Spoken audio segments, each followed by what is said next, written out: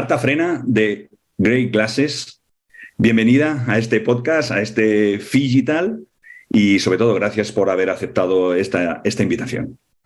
Gracias a ti por invitarme. Bueno, tú no lo sabías, pero esto es una especie de entrevista trampa, lo que se llama coloquialmente, comúnmente, una encerrona. Y te explico por qué. Nosotros estamos produciendo un podcast para hablar de todo el presente y el futuro del retail. Y es verdad que nos hemos centrado mucho en el sector de la moda. Así que aprovecho y te pregunto, como consumidora, ¿te gusta el mundo de la moda?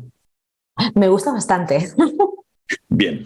Y luego, como CEO de una marca, de un proyecto que está siendo absolutamente disruptivo y en el que todo el mundo tiene puesta la mirada, ¿te fijas también como CEO de Grey Glasses?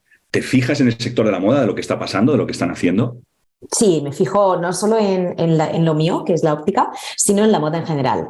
Me gusta entender diferentes sectores, diferentes industrias, cómo están gestionando la relación con el consumidor, la parte de online, cómo se comunica con el offline. De hecho, fíjate que nosotros en la parte, ya te contaré más, pero en nuestra propia web o forma de comunicar nos inspiramos en muchas marcas que no son de gafas. Vale, pues hasta aquí quería yo llegar. Y de ahí la encerrona. Es decir, yo me he desviado del camino que teníamos trazado de todas estas marcas, diseñadores, influencers, startups, etcétera, porque me apetecía muchísimo hablar contigo. Pero claro, necesitaba que alguien hiciera de abogado del diablo desde un sector externo que no fuera el de la moda y que se ha disrupcionado por completo con un proyecto como el vuestro. Entonces me encantaría, ahora bromas aparte, que durante nuestra charla pudiéramos hacer alguna pincelada, que pudiéramos hacer alguna comparación, alguna analogía respecto al sector de la moda. O al menos, si no lo haces voluntariamente, yo lo provocaré para meterte en algún que otro marrón, ¿de acuerdo? Vale. La primera pregunta es, ¿qué tiene que ver Grey Glasses con el mundo de los galgos? Vale, pues lo primero te voy a decir, somos Greyhounders Glasses, pero el Vale. nombre es Greyhounders, sí, es verdad. Y te cuento, de hecho, porque claro, esta pregunta es muy acertada porque Greyhound significa galgo. Entonces, es verdad que nosotros acortamos, de allí a lo mejor la confusión, acortamos siempre y decimos Grey Glasses, pero en verdad la marca es Greyhounders porque Greyhound es galgo. Y cuando la lanzamos en diciembre de 2018, los dos founders somos bastante perrunos, nos encantan y en concreto queríamos un nombre potente de también un perro que nos gustara, ¿no? Y fue un poco casualidad y entonces vimos, ostras, Greyhound significa galgo, que en italiano, yo soy de Italia, es lebriero, como que nos parecía en todos los idiomas un nombre súper potente. Y entonces el nombre llama de allí Greyhounders como los de los galgos. Perfecto, perfecto. Si tuviera que preguntarte cuál o cómo sintetizarías tú el propósito de vuestra marca y de vuestro modelo de negocio, ¿cómo lo harías? ¿Cómo lo sintetizarías? Es muy sencillo, o sea, nosotros queremos ser la mejor alternativa a la óptica tradicional, a paridad de calidad y con el precio más competitivo. Es decir, el proyecto nace porque nos dimos cuenta de que en España hay muchísimas personas que sufren de pobreza visual, es decir, no pueden acceder realmente a un producto óptico de calidad simplemente por su precio elevado.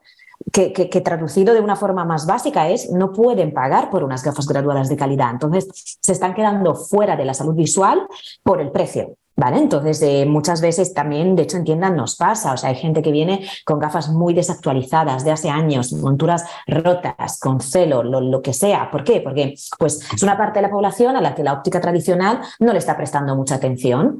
Entonces, claro, cuando vimos esto, y esto en verdad me pasó a mí en primera persona, porque yo tengo 11 grados de miopía y en 2017 fui a comprarme mis últimas gafas y me cobraron casi 1.000 euros, con descuento además en ese momento por la edad y tal, pero me pareció un precio absolutamente excesivo por una necesidad visual que yo tengo, es decir, estoy obligada a pagar por ello y en ese momento también pensé, pues creo que no todo el mundo realmente puede pagar esto y no seré yo la única que tenga un problema de miopía tan grave, ¿no? Entonces, en verdad, el proyecto nació un poco así, investigando el sector, intentando entender el porqué de los precios tan elevados a día de hoy de unas gafas graduadas y entendiendo que realmente esto es así por cómo está montada la industria, ¿sabes? Mucha tienda, mucha franquicia, muchos distribuidores, marcas súper famosas que valen una pasta y a las que hay que pagar royalties y al final, pues todo esto lo está pagando el consumidor ahora mismo. Es como si estás introduciendo de alguna forma el concepto de democratización dentro del sector. Justo. ¿Es correcto?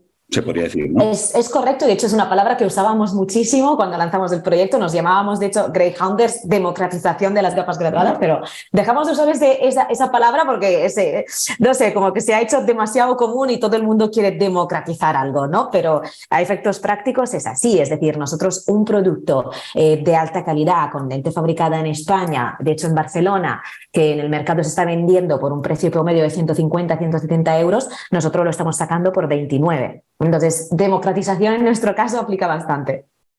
Bien, me sigo enganchando al término democratización y al concepto de inversores. ¿Es posible encajarlo? Vosotros venís del mundo startups, habéis crecido, habéis evolucionado, además luego lo comentaremos si te parece, habéis estado en Lanzadera. Para lanzar y para hacer realidad un proyecto como el vuestro, ¿hace falta dinero verde? ¿Hace falta que esos fondos ya sean unos fondos, digamos, con una conciencia social? Porque parece complicado, ¿no? Encajar democratización, costes, digamos, o precios, vamos a decir, sociales, con rentabilidad de negocio. Sí, te cuento. Nosotros, fíjate que el proyecto lo lanzamos con un pequeño capital inicial que teníamos nosotros, simplemente para comprar el primer producto y arrancar. Pero es verdad que, aunque naciéramos como startups, no queríamos meternos, sabes, que a veces también esto pasa mucho en el ecosistema de lanzo un PowerPoint y voy a levantar 5 millones de euros con ese PowerPoint. Es como, no sé si esto tiene product market fit, no sé si realmente esto tiene sentido con el mercado o si la gente incluso lo está buscando. Entonces, invertimos nada más que entre 3 personas 5.000 euros, compramos el primer producto, marca blanca. Bueno, fue un comienzo bastante cutre en un mercadillo allí, una gafa sin nada especial, pero es verdad que montamos una gamificación, yo creo, bastante divertida en ese momento porque lanzábamos el producto en Madrid y entonces teníamos esos 10 modelos, cada uno se llamaba como un barrio. Entonces teníamos el modelo Malasaña, el modelo Chueca, el modelo Salamanca, el modelo, ¿sabes? Entonces como que vimos que cada uno buscaba un poco su barrio e intentaba que le gustara esta gafa para llevar su barrio, ¿sabes? Entonces esto nos permitió arrancar, pero era una mera excusa para entender un poco qué le preocupaba al consumidor de gafas graduadas en ese momento, ¿sabes? Porque en 2019, enero, cuando lanzamos, no teníamos tiendas físicas. De hecho, en un principio no planteábamos abrir tiendas físicas, queríamos dejar el proyecto muy lean, muy tecnológico. Pero es verdad que, claro, hicimos muchísimas encuestas para entender qué le preocupaba al consumidor a la hora de comprar online. Y entonces, claro, había como 2 bolas negras, ¿no? Que llamábamos el probarse la montura y el no poder revisarse la vista. Que de hecho esto era el más grave, ¿no? Porque probarse la montura, bueno, teníamos como muchas formas distintas que seguimos teniendo a día de hoy de pruébatelas en casa, te las envío de forma gratuita, te las pruebas durante 3 días, ahora tenemos también un probador virtual, pero digamos que usamos un poco ese comienzo para entender realmente los pain points del consumidor. Pero luego, cuando vimos que sí tenía sentido, entonces empezamos a captar inversión externa. Y la inversión de fondos más green realmente es la última que ha llegado, porque nosotros no nacíamos como proyecto sostenible, esto es una realidad, ¿no? Es decir, no nacíamos como nada, o sea, queríamos validar una idea de negocio que se me había ocurrido en ese momento y que no sabíamos a dónde podía llegar, ¿no? Entonces, levantamos 3 pequeñas rondas de financiación con diferentes objetivos, abrir tiendas físicas, incorporar equipo y tal. Y en 2022, cuando ya hemos empezado a cambiar parte de nuestra producción y dirigirlas a monturas 100% biodegradables, entonces es cuando hemos podido captar inversores más green. Pero ha sido un proceso de 5 años. Ahora, desde tu perspectiva y después de haber pasado por, digamos, por las fases de una startup y haber estado en Lanzadera, Marta, ¿todos los sectores son disrupcionables? Esa es una muy buena pregunta. Yo creo que dentro de lo que cabe sí, pero por ejemplo, me lo llevo un poco a mi terreno. ¿El sector de la óptica se puede disrumpir? Sí.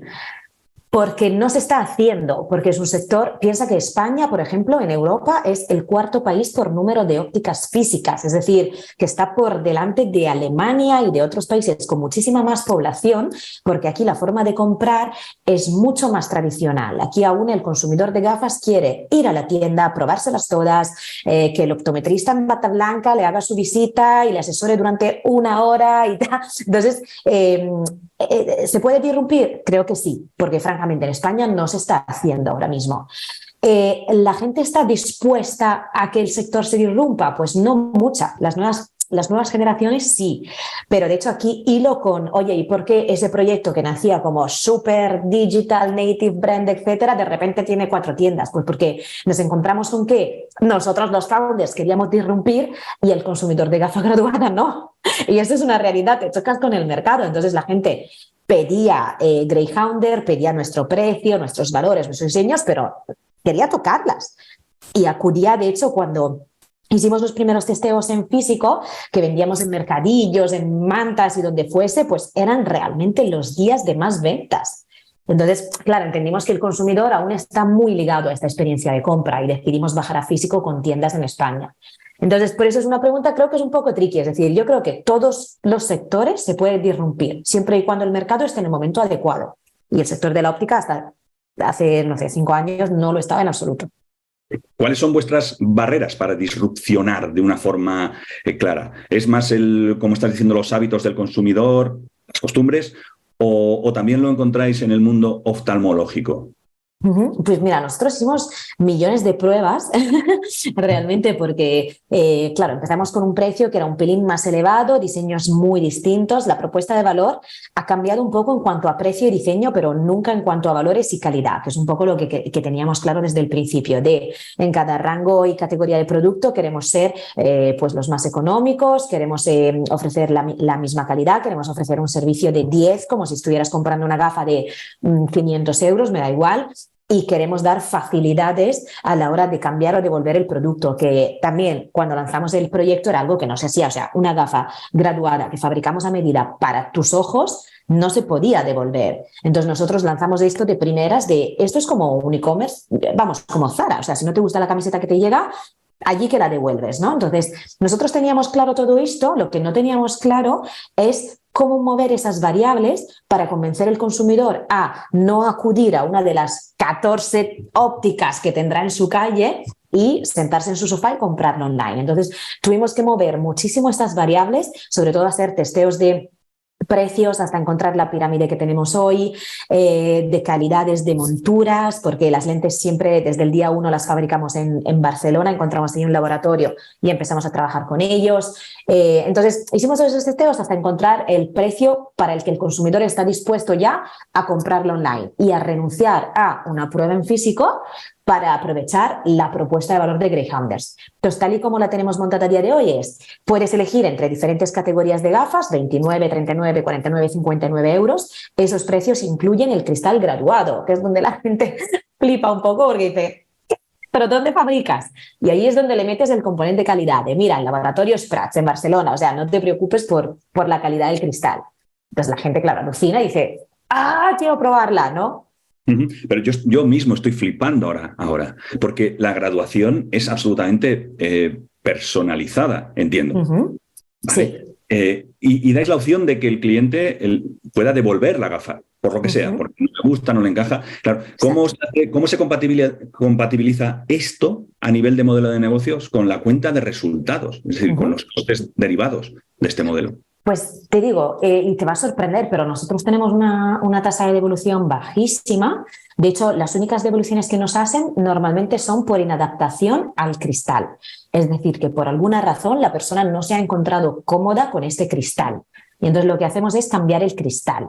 Pero es verdad que en cuanto a montura o no me gusta, esto no nos suele pasar, porque la gafa graduada, quieras o no, no es una compra muy impulsiva. ¿Sabes? No es como, estoy pasando por la calle, veo una camiseta en el escaparate, entro, me la compro. No es una compra muy impulsiva en el sentido del que tú te tienes que ir a tienda a graduar o conseguir de otra forma tu graduación, tienes que elegir una montura que más o menos te quede bien y luego ya está. Nosotros le ponemos los cristales y te lo enviamos. Entonces, esa falta de impulsividad, esta compra que es muy pensada y muy reflexionada, es lo que hace que realmente tengamos unas devoluciones bajísimas y que son devoluciones no por capricho, no sé si me estoy explicando, oye, mira, pues he usado estas gafas durante 2 semanas y la verdad es que no veo bien, ¿no? Y entonces en este caso lo que sí hacemos es un cambio gratuito de cristales. Es decir, oye, pues cabe la posibilidad de que el error sea nuestro del laboratorio óptico, te cambiamos los cristales, te las volvemos a enviar y vamos a ver si con esos cristales te adaptas mejor. Y normalmente es así, ¿eh? O sea, el segundo cambio ya es cuando, mira, hemos cambiado un poco el centro, la pupila, la distancia, bueno, cositas que podemos ajustar y normalmente ya se queda más contento. Pero por capricho la gente no nos suele devolver. ¿Os llega feedback de vuestros propios consumidores en cuanto a que el sector actual, ya sé que es una pregunta que a lo mejor te tienes que mojar un poquito, pero es que si no, ¿qué sentido tiene esta charla? En el que esos oftalmólogos, optometristas, como se les denomina correctamente, se convierten de alguna forma en detractores de un modelo como el vuestro? Sí, pues sí, me tengo que mojar, ¿eh?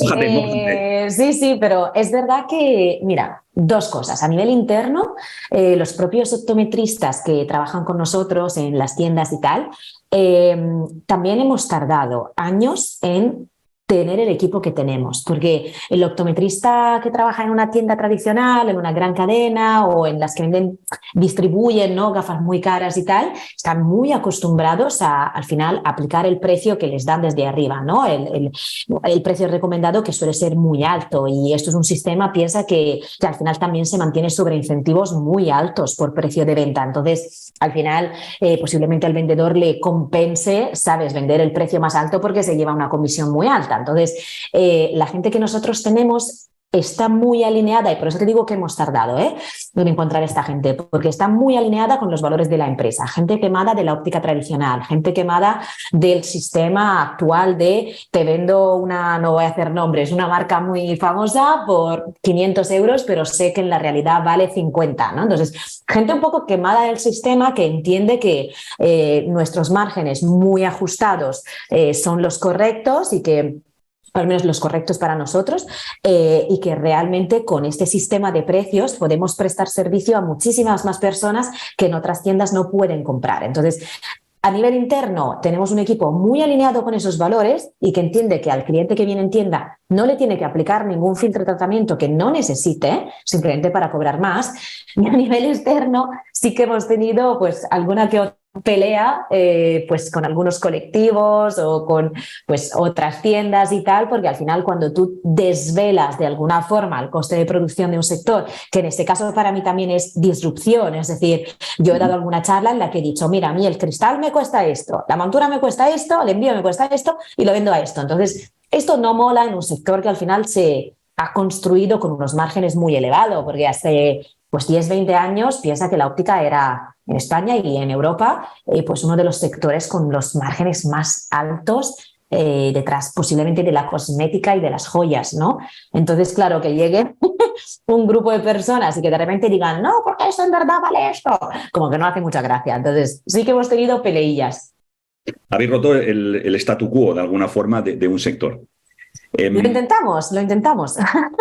Si pudiéramos hacer un timeline del propio sector, vemos el sector tradicional. Luego es cierto, y tú lo comentas, que ya en otros países, en Estados Unidos, ese concepto, permíteme, y me corriges, más de low cost del mundo de la óptica, es decir, precios mucho más sociales, asequibles, democráticos. Ya también había alguna marca, ya hay alguna marca que, bueno, que se ha hecho su hueco en el mercado. Pero vosotros habéis trascendido. Agregáis muchísima tecnología, un nuevo modelo de negocio, etcétera. ¿Vale? Empezáis con realidad aumentada. ¿Hacia dónde? Ahora, digamos, ¿cuál es el siguiente paso o cuál es la evolución de una marca como la vuestra, desde el punto de vista del modelo de negocio y desde el punto de vista también tecnológico? Claro, pues mira, nosotros intentamos llevar dos canales en paralelo. Expansión física vía tiendas, que era un poco lo que te comentaba al principio, de fíjate que en 2019 jamás hubiésemos, o sea, el plan de negocio, el primero que montamos, no teníamos tiendas, ¿no? Pero es verdad que mis propios padres, en un momento dado, que tienen 62 y 66 años, me dijeron, oye, pues yo pues no sé hacer esto, ¿no? O sea, ¿cómo funciona esto? Yo te quiero comprar una gafa, hija, pero como que no. Entonces, claro, en verdad nos dimos cuenta que estábamos dejando fuera mucho público de usuarios de gafas simplemente porque al final, pues un poco por desconocimiento, por tener un diferente hábito de compra o cualquier historia parecida, ¿no? Entonces, por un lado dijimos, vamos a bajar a físico y vamos a comprobar una serie de hipótesis. ¿Podemos atraer cliente más mayor o cliente con necesidades digamos, más específicas que no pueden comprar online, etcétera? Y la respuesta rápidamente fue sí. De hecho, en tienda nosotros tenemos un pool de clientes donde la edad media sube mucho, el ticket medio también, el tipo de producto comprado cambia mucho. Entonces, al final, el tener los dos canales, online y offline, nos permite abarcar todo el público de gafas graduadas, quieras o no. Pero también la pata que a nosotros nos interesa realmente es la tecnológica, porque a nosotros nos gustaría idealmente empezar a vender fuera de España pronto, no sé si finales de este año o el año que viene. Entonces, eso al final tenemos que conseguir una experiencia de compra muy fina, un probador virtual que no falle nunca y sobre todo con ¿sabes?, el acabado lo más ajustado a la cara posible. Entonces, esa es la pata realmente escalable de este modelo, la más disruptiva y donde realmente queremos apostar.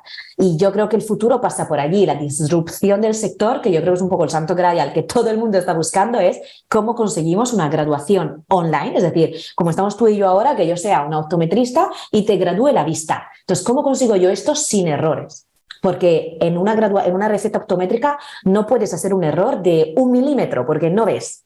Si yo te gradúo 1 milímetro mal la lente, no ves.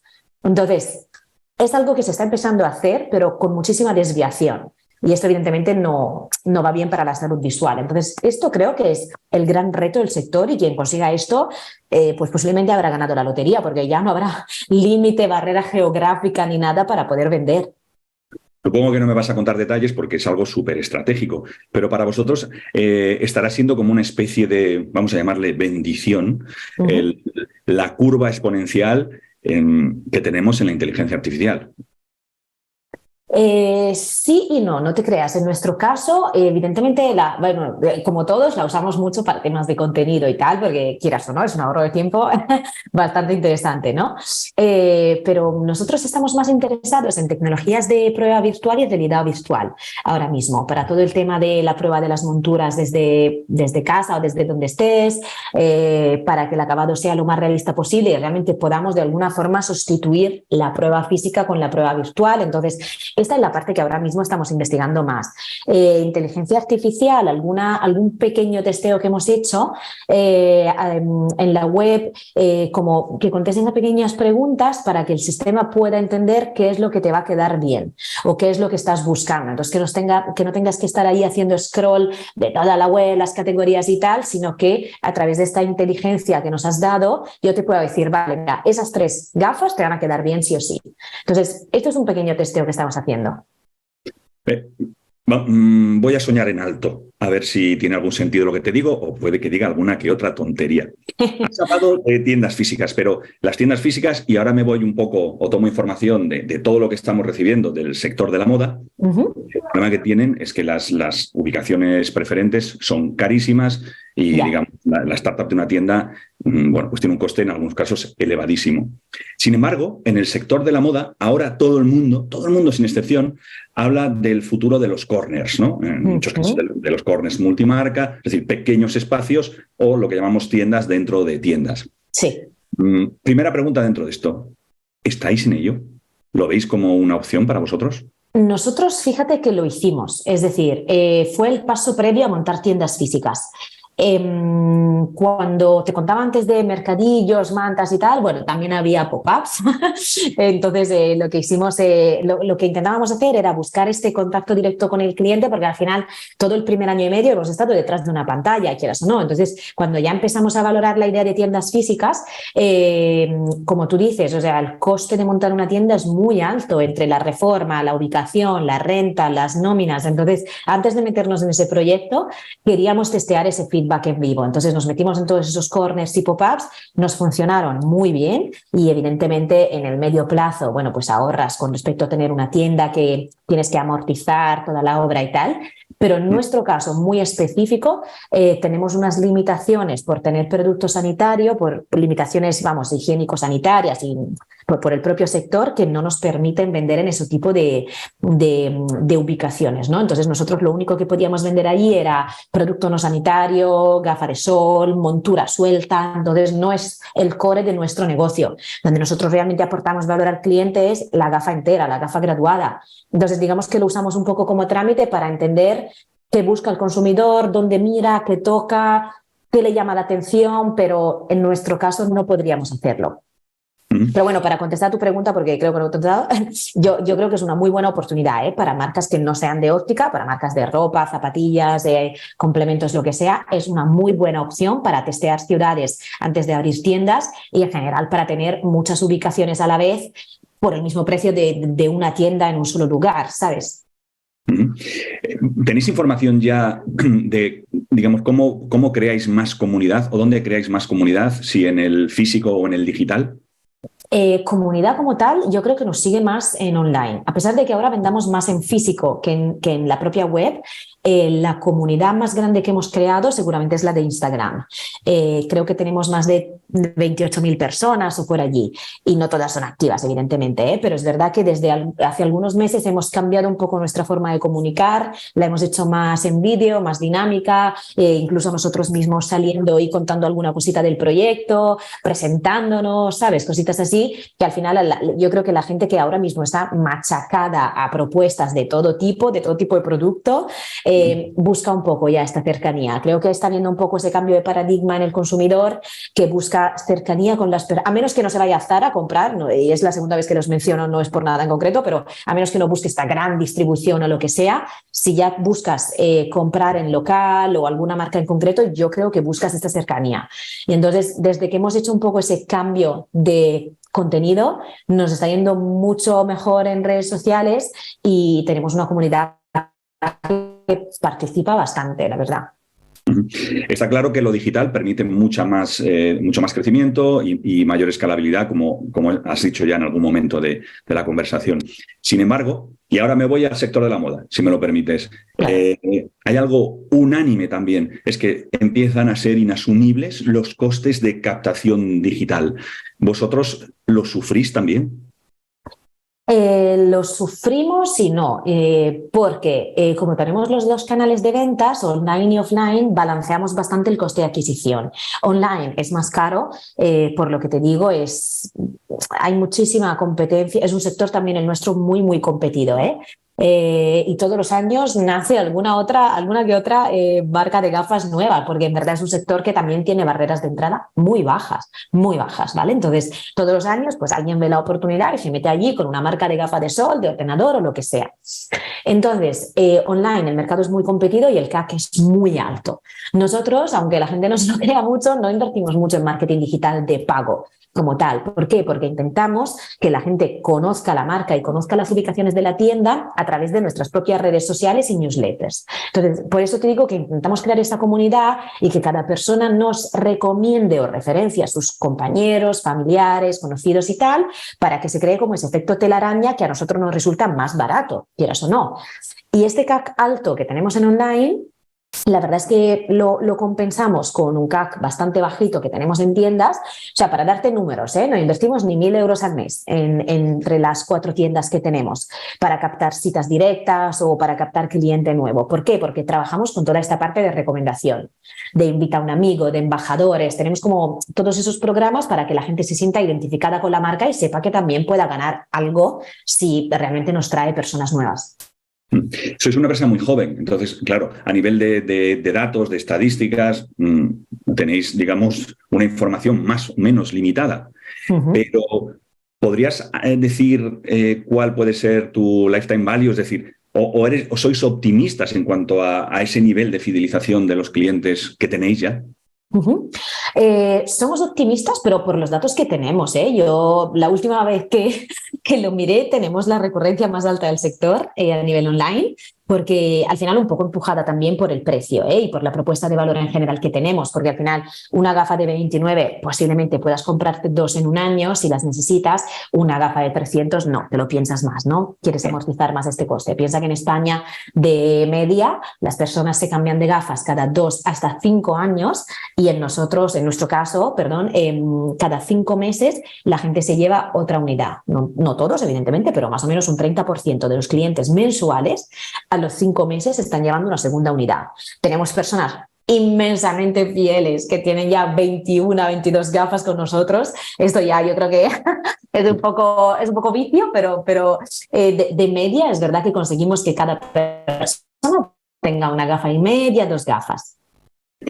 Marta, un concepto, co-branding.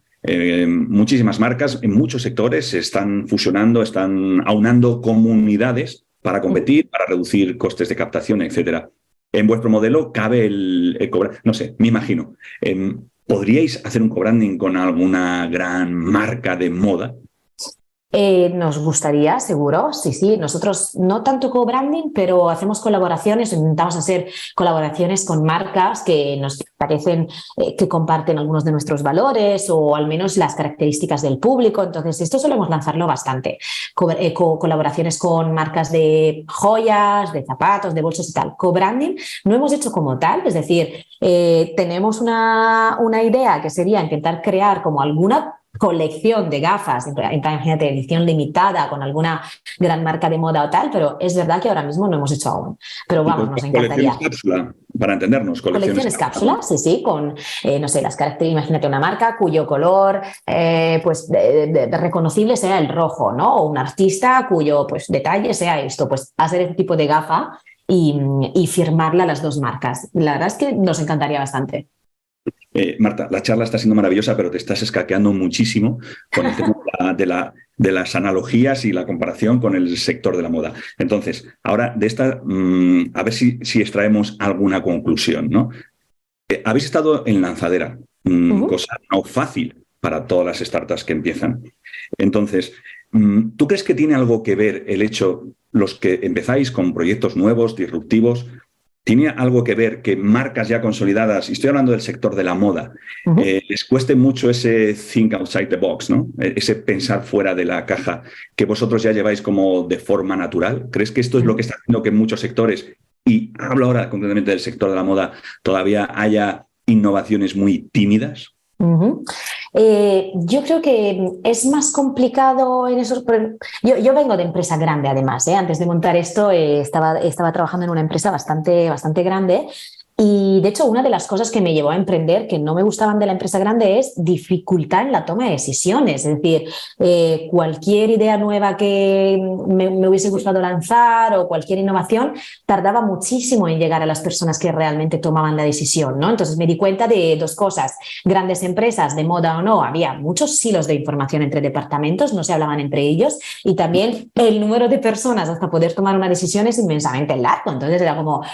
necesitamos una estructura más ágil, ¿no? Que quieras o no es la estructura startup. Entonces, no creo tanto que las grandes corporaciones no quieran lanzar este tipo de iniciativas o ideas, pero es que les resulta inmensamente complicado. Y de hecho, por esto muchas veces lo que hacen es adquirir empresa pequeña, como puede ser la mía, adquirir startups, mira, y así pues ya tenemos este know-how, no tenemos que gastar 2 años en desarrollarlo y ya tenemos a la gente que sabe hacerlo, ¿no? Te acabas de meter en un lío, Marta. ¿Está en los planes? ¿Os imagináis creciendo? ¿Os imagináis con una tienda propia, con ese estilo que además boutique, muy diseño? ¿Os imagináis con un punto de venta en cada capital de provincia, por ejemplo, en España? ¿Os imagináis agregados a una gran marca? Es decir... Te digo, sí, nosotros en España ahora tenemos 4, entre Valencia, Madrid y Barcelona. Nos gustaría tener 10 para cubrir pues, las principales ubicaciones de España, y luego no hemos descartado nunca, por ejemplo, el modelo franquicia para tener más capilaridad en todo el territorio.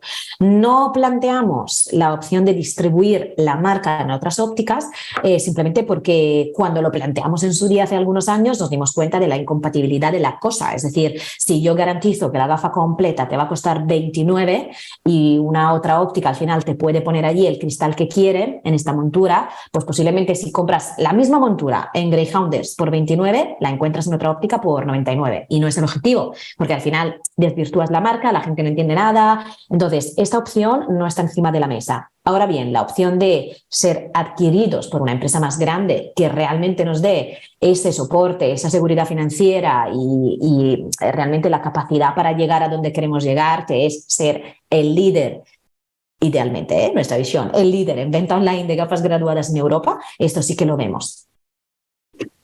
El metaverso. Vosotros, uno de vuestros fuertes, obviamente, es haber aplicado la realidad aumentada, la digitalización, a vuestro modelo. ¿Crees que se está deshinchando todo lo que tiene que ver con el metaverso?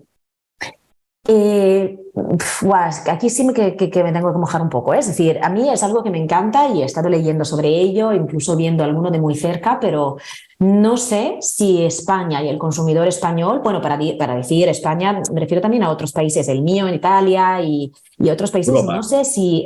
sí, bueno, algunos países están más preparados, yo creo. Yo creo que nosotros como consumidores no estamos del todo preparados para ese tipo de experiencia con respecto a otros países o a Estados Unidos, ¿no? Donde siempre llegan las cosas como 5 años, 10 años antes, ¿no?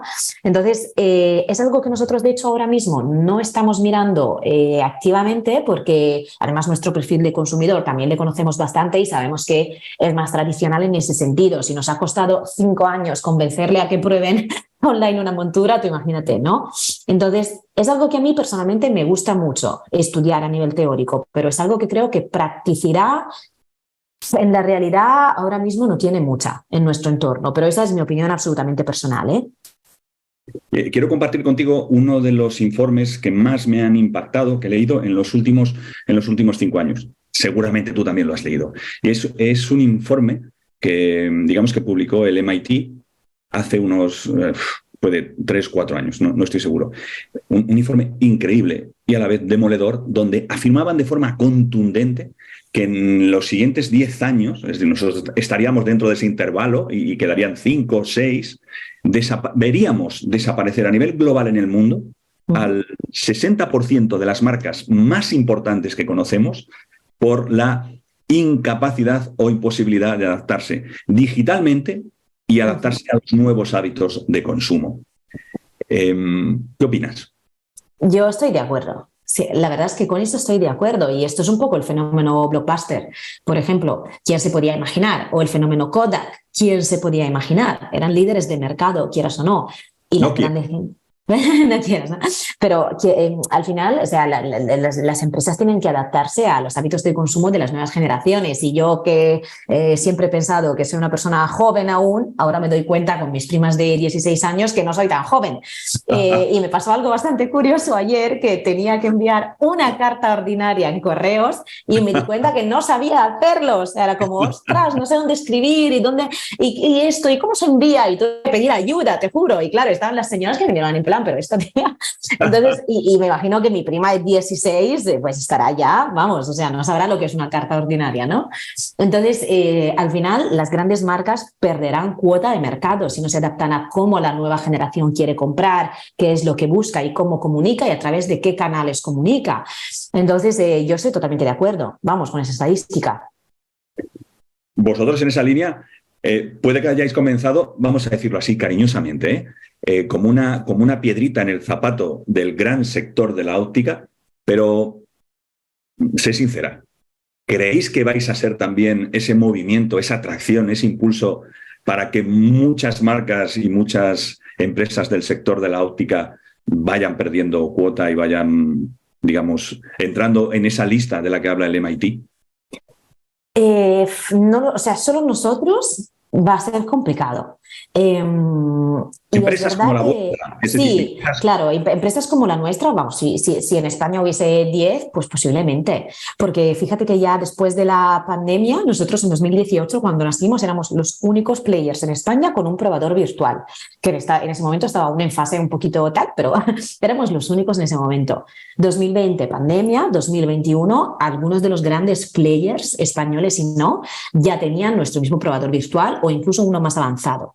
Entonces, ese fenómeno ya de por sí les ha convencido un poco a cambiar su experiencia de compra, porque al final piensa que en estos meses nosotros seguíamos vendiendo online, comprobador virtual y otras formas que teníamos, y ellos con solo, entre muchas comillas, sus establecimientos físicos cerrados durante 3 meses, no pudieron vender. O sea, fue una caída, al menos en nuestro sector, donde tienes que ir, graduarte la vista. Fue una caída brutal la que vivimos en el sector. Algunos nos salvamos porque teníamos triquis para seguir vendiendo, pero fue brutal. Entonces, algunos de ellos ya se han adaptado, otros muchos no, porque al final viven muy, como le pasaba a Blockbuster, ¿no? O sea, no sé, viven muy cómodamente con una red muy, muy amplia de tiendas físicas y un nivel de facturación ya evidentemente muy elevado, y entonces piensan que nunca nada va a pasar. La realidad, cuando luego ves de cerca su facturación o el perfil de su cliente y tal, es que se está quedando un perfil de cliente ya más mayor, con cierto tipo de necesidad, pero toda la gente joven o de nueva generación la están perdiendo en favor de otras marcas como la nuestra. Entonces, esto es algo que yo creo que tienen que asumir y si les apetece hacer algún cambio para volver a recuperarles. Hace 5 años solo se hablaba de una cosa en el mundo del retail, muy en especial en el mundo de la moda, y era el apocalipsis de la tienda física. Era lo único de lo que se hablaba. De hecho, muchas marcas, pues, sobre todo de moda, cerraron con la llegada de los grandes gigantes tecnológicos. Ahora, en el último año, se habla de todo lo contrario. Lo único que cabe es lo phygital y lo único que cabe es lo omnichannel. Es decir, repartir toda esa carga, balancear a todos los niveles. E incluso afrontar grandes retos logísticos de las nuevas ciudades del futuro que van a estar limitadísimas al tráfico y que van a utilizar o necesitarán utilizar las tiendas como almacenes reguladores y, de alguna forma, centros de capilarización de la distribución. ¿Crees que el futuro va por ahí? Que ahora ya es muy difícil sobrevivir solamente en el online. Incluso Amazon está ya creando sus propias tiendas con sus propias divisiones, además verticalizadas. ¿Va por ahí el futuro, Marta? Sí, 100%. Y de hecho nosotros intentamos trabajar esta omnicanalidad con cada cliente, es decir, el cliente que nos compra en tienda, para empezar nos tiene que decir, tiene que tener una pequeña encuesta para sobre todo saber cómo nos ha conocido, y es curioso porque ya se crea esta rueda en la que un cliente acude a tienda porque ha visto una publi online o te seguía en Instagram de hace tiempo, entonces de alguna forma ya se crea un poco esa rueda, pero para nosotros la omnicanalidad también es decide cómo comprar, cómo recoger, cómo entregar, es decir, compra online, recoge en tienda, gradúate en tienda, compra online, compra en tienda y luego entras en mi rueda para repetir online, que es el cliente realmente objetivo que nosotros tenemos y el que nos genera rentabilidad, de una persona que acude a tienda, la graduamos, pero luego empieza a repetir en online y a llevarnos gente al online, ¿no? A recomendar. Entonces, el futuro va por allí absolutamente, y también por otra razón, no es por un tema como en nuestro caso de rentabilidad de cliente pura y dura, porque es este cliente el que buscamos, el que no sature, digamos, la tienda muchas veces, ¿no? Sino por otra razón, que es la también de Amazon, es decir, al final, y la nuestra, es decir, cuando nacemos en 2019 y te cuento que no queríamos montar tiendas físicas, automáticamente dejamos fuera mucha parte de consumidores, de población, y yo creo que muchas marcas como la nuestra, nativas digitales y tal, se dan cuenta de que podrían tener bastante más público simplemente, entre comillas, con tener una tienda. Entonces, no hay que olvidarse de que hay mucha parte de población que no es ni nativa digital, ni millennial, ni muy acostumbrada a usar la tecnología, pero esta gente compra y tiene poder adquisitivo y tiene necesidades. Entonces, por esto yo creo que las marcas que estamos apostando por la omnicanalidad tenemos también este input adicional de, oye, hay mucho público que te quiere comprar, pero no está en los canales que estás atacando. Entonces, yo creo que, vamos, seguramente va por ahí. La última pregunta es común absolutamente para todos los invitados de este podcast. Si se te ocurre ahora, perfecto, y si no, nos la puedes pasar luego.